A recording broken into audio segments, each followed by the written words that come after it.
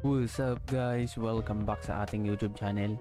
At ngayon, titignan natin ang recommended na specification ng computer at cellphone para malaro mo ang bagong 2K per day na Legend of Ymir. So ano nga ba to? So ito, website ng Legend of Ymir Korea. So titignan natin ang mga specification. So una, tignan natin sa computer. Kung kaya ba ng computer mo or need mo na mag-upgrade ngayon ng computer. And then need natin i-translate natin into English. So yun lang. Kung gusto mong mabasa to ng personal, ililink ko siya sa baba, no? So ito, click mo lang to. I would like to know the recommended PC specification.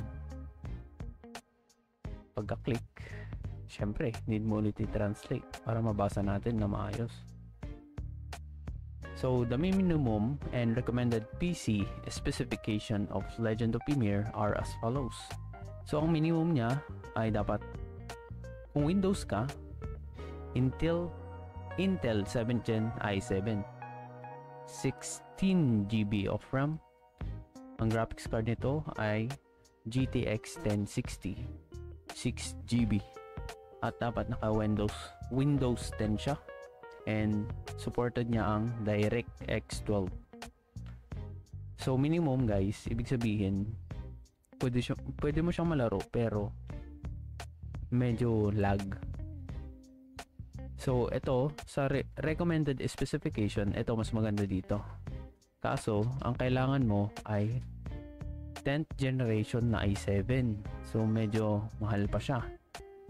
And then ito, kung gusto mo mas smooth, syempre 32GB ng memory or RAM, and then GTX 3060, and then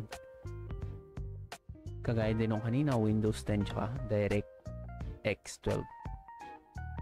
Kung streamer ka naman at gusto mo yung pinakamagandang graphics, ito ang kailangan mo.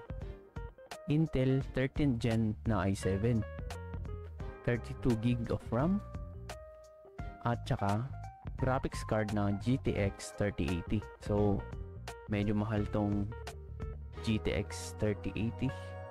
Siguro ngayon nasa 20 to 40k pesos siya.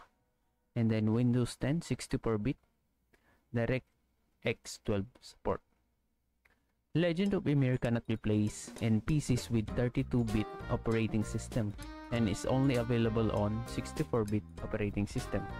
So guys, kung 32-bit lang yung operating system ng computer mo, kailangan mo na mag-upgrade kasi hindi siya supported ng Legend of Ymir na upcoming. Check naman natin yung recommended specification pag sa mobile ka naglaro. If ever hindi kaya ng computer mo, at least matry mo siya sa mobile kung mas maganda yung cellphone mo, no? So i-translate ulit natin into English. And then I would like to know the recommended requirements to play Legend of Ymir in mobile. So click mo lang yan. And then translate. So ito na. The minimum requirements for playing Legend of Ymir in mobile. So, ang minimum specification is Android. Pag Android, yung cellphone mo, Android 12. Ang memory or RAM, 4GB. So, ito, ang kanyang processor dapat Snapdragon 865 with Adreno 650 na graphics. Ang recommended na smartphone ay Galaxy S20.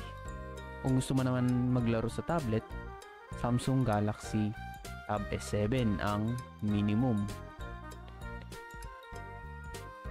Pwede rin ang Samsung Galaxy S10 na naka Exynos 9820 or GPU na Mali G76. Kung hindi ka naman naka-Android at iOS, ang sayo, ito iOS, ang operating system dapat hindi bababa sa iOS 16. Dapat naka A14 Bionic chip ka din. Minimum na iPhone is iPhone 12. Kung iPad naman, iPad 9th Gen. Sabi dito, regardless of the device release date, playability may vary depending on GPU, AP, memory specification.